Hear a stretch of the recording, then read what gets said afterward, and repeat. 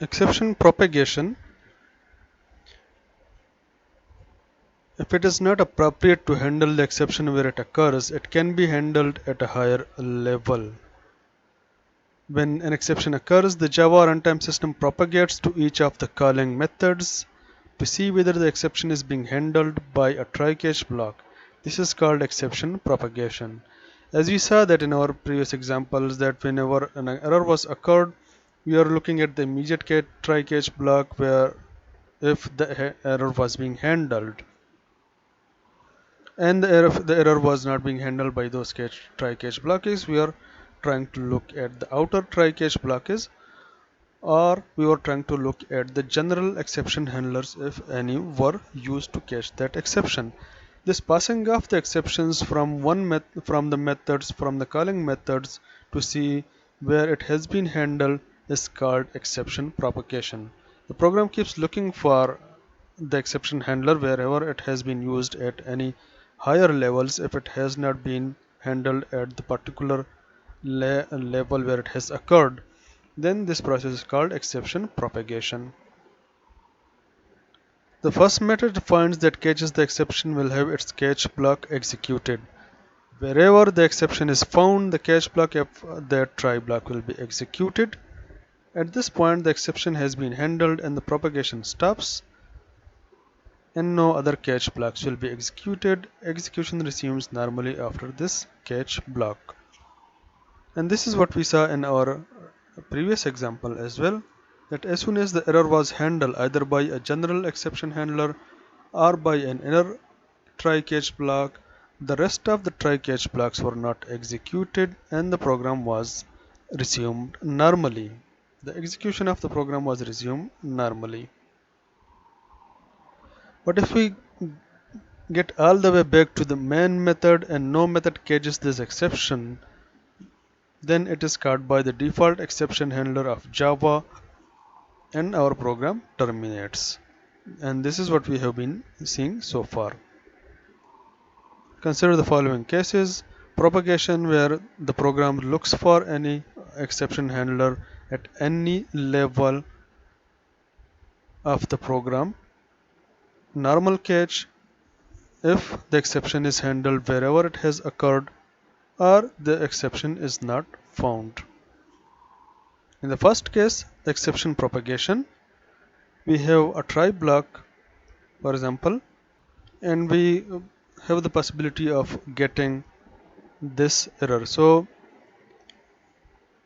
in this method, for example, this is our main method. The method 1 is called, and when we go to the method 1, there is a possibility of this arithmetic exception where we are trying to convert a string that is not integer, that will not get us an integer, a proper integer value. So what should happen is method 1 has been called, the program goes there, the exception is generated, throws a number format exception.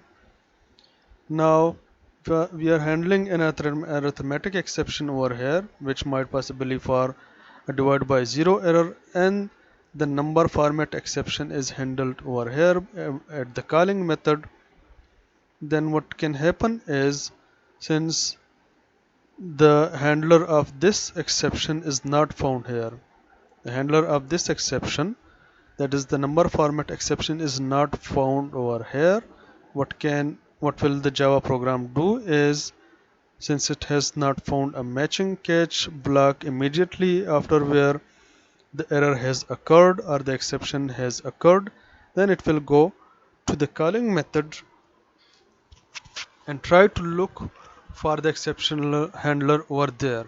If it finds the exception handler that catches this particular kind of exception, then it will throw the exception over here, right where from the method was called, and the rest of the program will execute normally.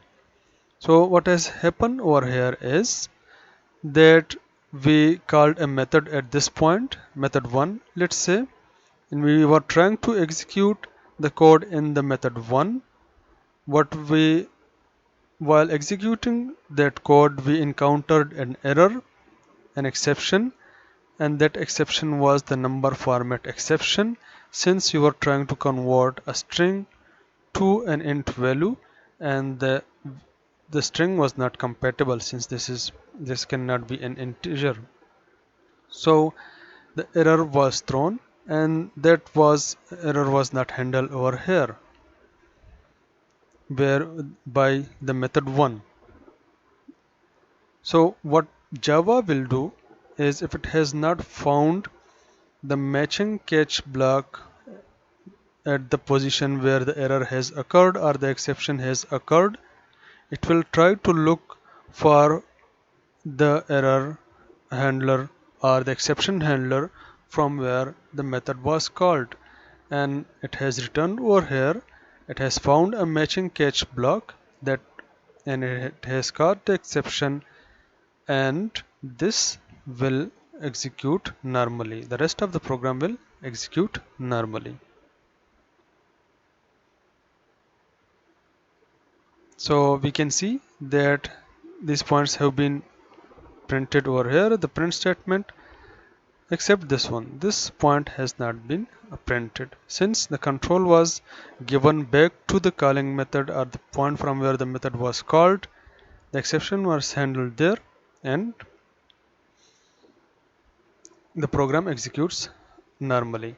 The main method calls method 1.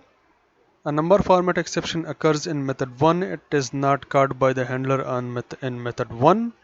Since the handler in method 1 is looking for a different kind of an exception, the exception is propagated to the method caller, as we can see over here, and it is called by the catch block of in the main method, like this one. And method main are not printed. This point is not printed over here. In the other case, now we have the try catch block. For example, this is our main method that has a try catch block, and we call the method 1. Again, method 1 tries to do some arithmetic calculation. We are trying to convert this string into an int. The conversion will go normally because we have as a number as a string, stored as a string. We can convert this into an int value. But what will happen is, when we try to divide the number by another number, we will get as divide by 0 error. Now this is normal handling of the exception, and there is no propagation in this situation. The error will be handled, or the exception will be handled right where it has been generated.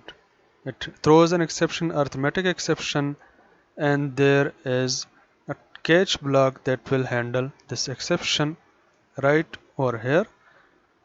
The catch block will handle this exception and continue execution of the program normally. Since there is no number format exception over here, the method main calls once this execution is completed. The execution of the method 1 is completed. Control might go back to the calling position and execute rest of the code. Method 1 throws an exception, an arithmetic exception. It is called by the handler in method 1. The program continues to run until the end. Now all of this code will be executed. In our previous case, since method 1 was not handling the exception, the control was transferred back to where the method had been called from. The exception was handled over there, and the rest of the code in the method 1 was not executed. In our next case, we have the try catch block, and now, for example, again from the main method we called method 1. In method 1, we are trying to convert an int value in a string to an int, but it is not a compatible value. There is no number A, B, C, D, E. So when we try to convert this, we will again get the format error, like this one, the number format exception. But if we look closely at our exception handlers, This catch block is trying to catch the arithmetic exception, and this catch block is trying to catch index out of bounds exception. There is no catch block that handles the format error. For example, the control we call the method 1, it throws an exception, that is number format exception, but there is no handler for this exception, no matching catch block, not even the method 1 and not even the main method. None of these methods have the catching block. Now the Java will take control. From here, the main method calls method 1. Method 1 throws a number format exception. It is not caught by the handler in method 1 and in the main method either. The exception is handled by the default exception handler. The program terminates. We'll only get to where we can before encountering the error, and as we can see, neither this code nor this code will be executed because the program has been terminated without handling the exception. Now you can look at this code and try to find out the output for the code. The finally block. Now there might be some code that we want to be executed irrespective of the code of any error being generated or our program being halted at any position. We can enclose that code in a finally block. Code within a finally block is guaranteed to be executed if any part of the associated try block is executed, regardless of an exception being thrown or not. So the code in finally block is guaranteed to be executed.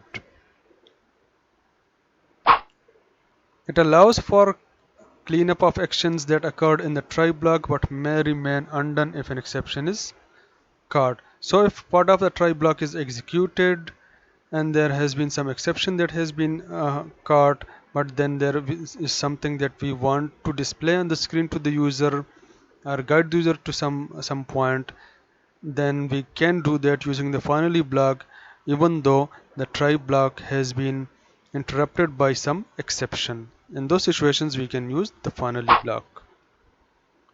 Guaranteed to be executed in the event that code in the associated try executes a return, continue or break. Even if we use a return keyword, a continue or a break our code at some point, the code in the finally block will be executed, as you will see in the upcoming examples.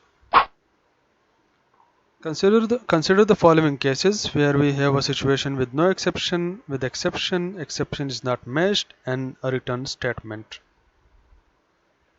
In the no exception situation, for example, we have this code where we are trying to convert a string into an int which is compatible and will be converted without generating any error. The points to note here are the try block runs to the end and no exception is thrown. The finally block runs after the try block. As we can see over here, the finally block has been declared over here. And what should happen is all of this code should be executed. The finally block and the code followed by the finally block, because there is no exception and things will go smoothly. For example, there is an exception. We are trying to convert an string to an integer that will be converted, and we are trying to divide. We might get a division by 0 error that will be handled at some point. Now what should happen is once the error is handled by the arithmetic exception, then the code in this finally block and the code in this following the finally block will be executed. An exception is thrown in the try block and caught in the matching catch block over here. This catch block is ignored or bypassed since the exception has already been caught, and the code in the finally block again will be executed or run, and the code following the finally block will be executed. Now again this will go smoothly as well. If the exception is not matched, and we have seen that when the exception is not matched, our program is terminated. Again we are trying to convert a string into an int, and these are not compatible, but we are trying to handle this error by the exception handlers that will not match the kind of our error. So what should happen is the control should go back to the Java, because none of these exception handlers or catch blocks will catch or throw this error. The Java will use the default exception handler and the program will be terminated, but despite the termination of the program, the finally block will be executed. Despite the termination of the program, the finally block will be executed. Now this is something new from our previous two cases, that whenever a program was terminated, none of the following code was being executed. An exception is thrown in the try block over here, and there is no matching catch block, as we can see. The finally block is executed before the method ends. This block will be executed despite the fact that the program has been terminated.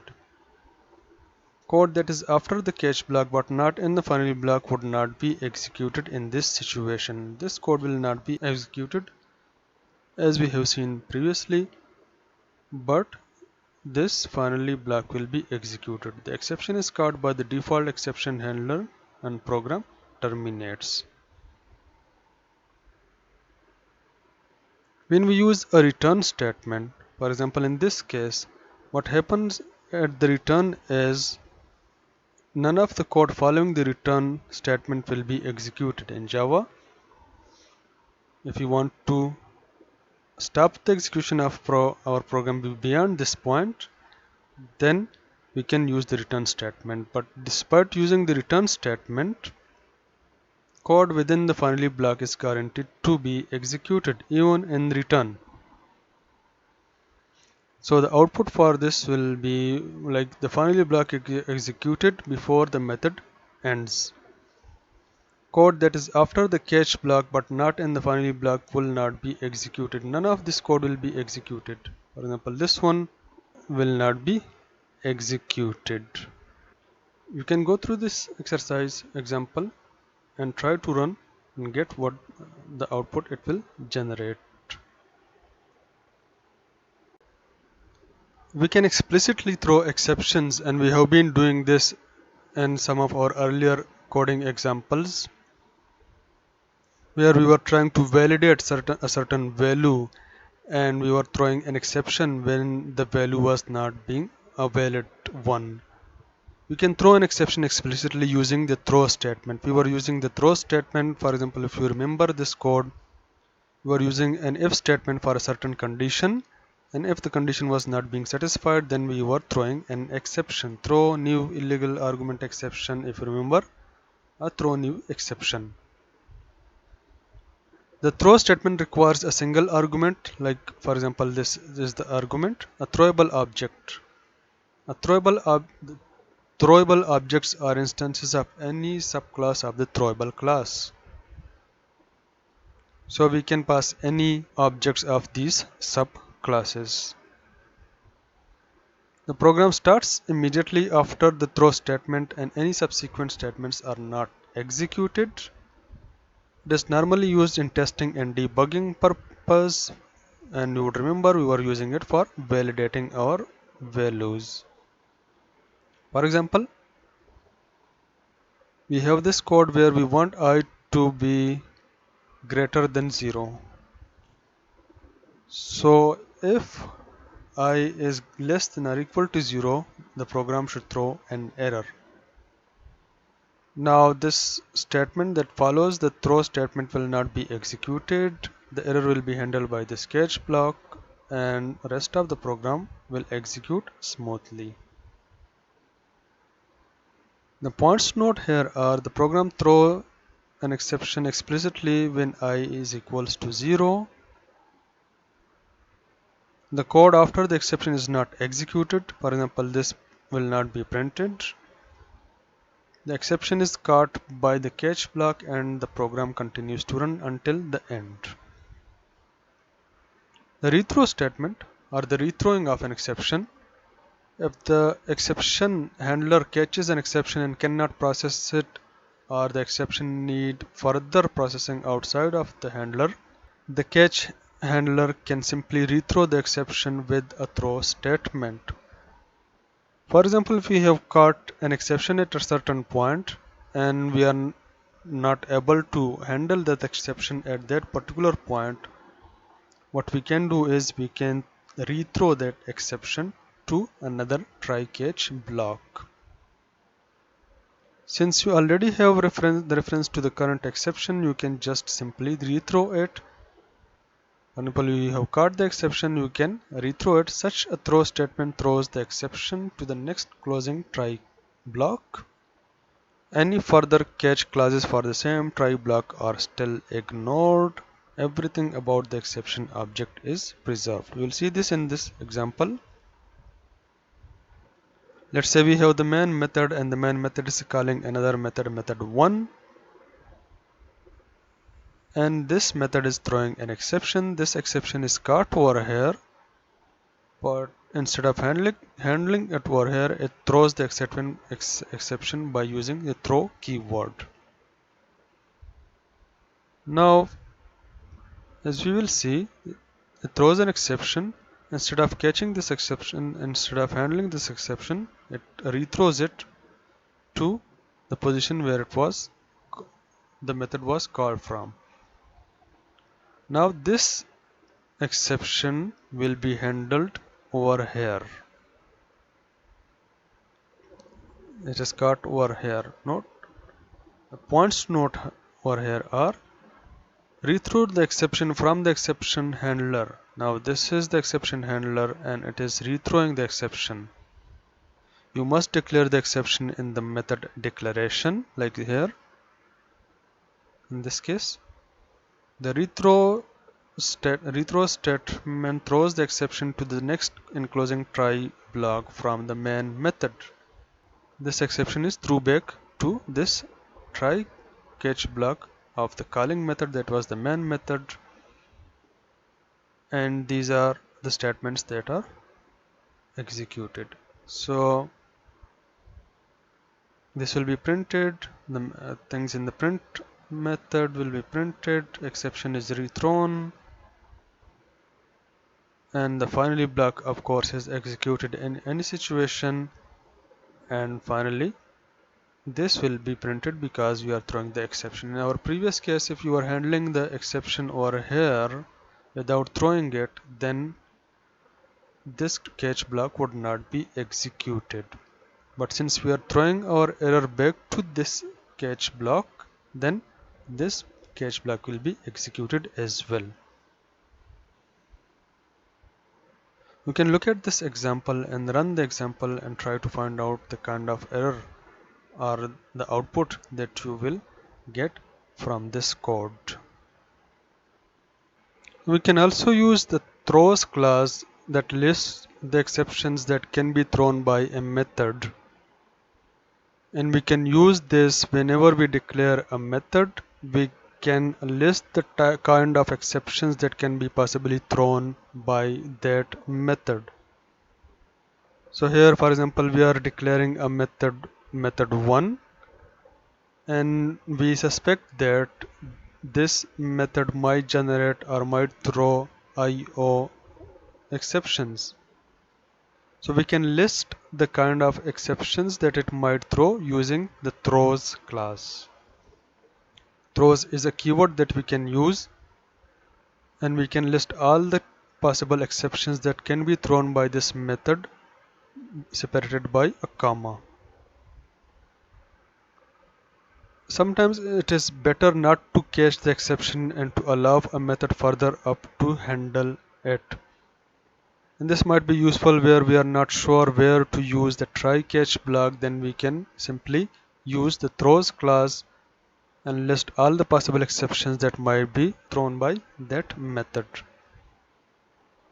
The method must specify the exceptions that it can throw instead of catching them. So we need to list all of the possible exceptions that can be thrown by this method if we are not catching them. Add a throws clause to the method declaration. The throws class comprises the throws keyword followed by a comma separated list of all the exceptions thrown by that method. Here we are just using one exception, but if there are more than one possible exceptions, then we can list all of them separated by a comma. Checked exceptions. Compiler enforces a catch or declare requirement for checked exceptions. Now there might be situations where using the try catch block is optional and we may use it as a programming option.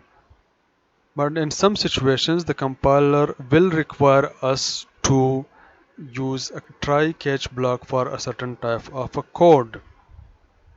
For example, if we are trying to connect to a database from our code, then the compiler will require us to maybe possibly handle all the possible exceptions, like if there is some possible error in the connection or if the database was not found, to try and handle those kind of exceptions.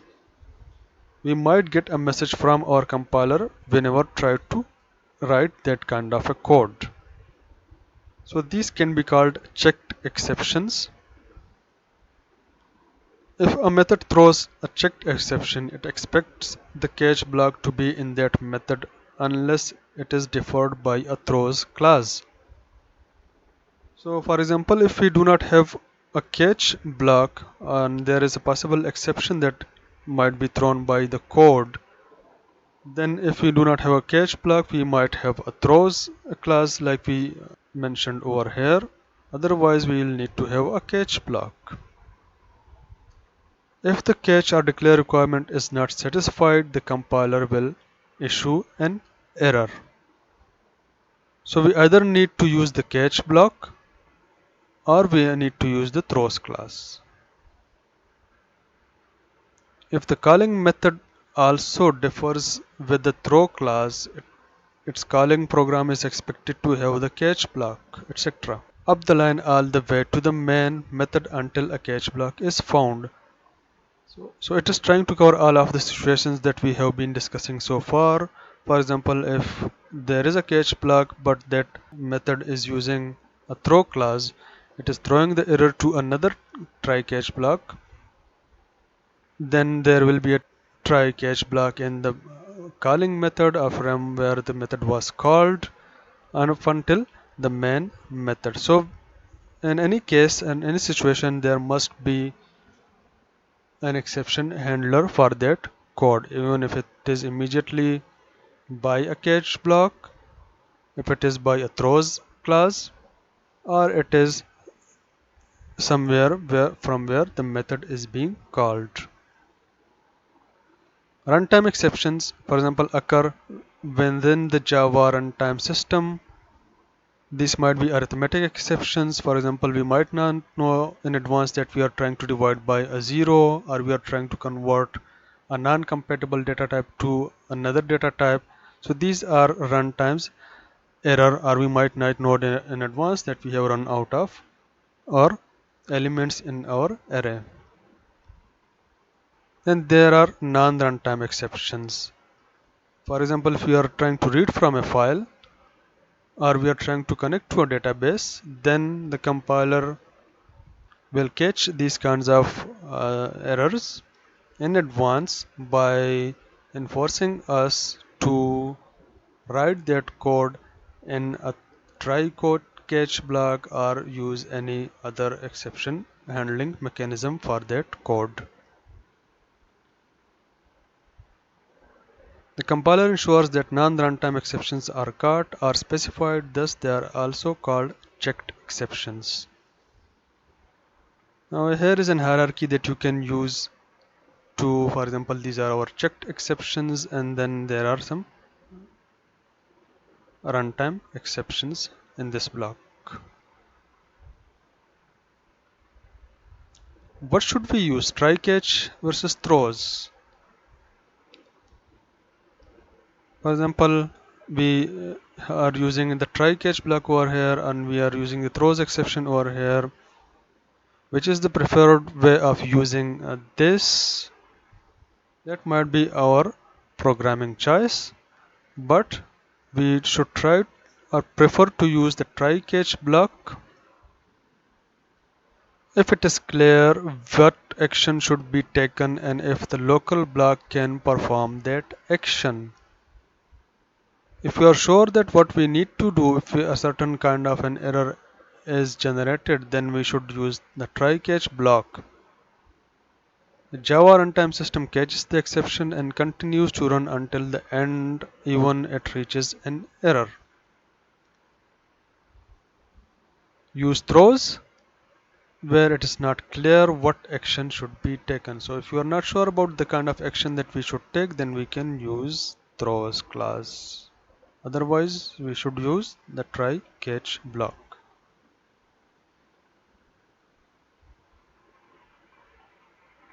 The program terminates when an exception is thrown inside the main method.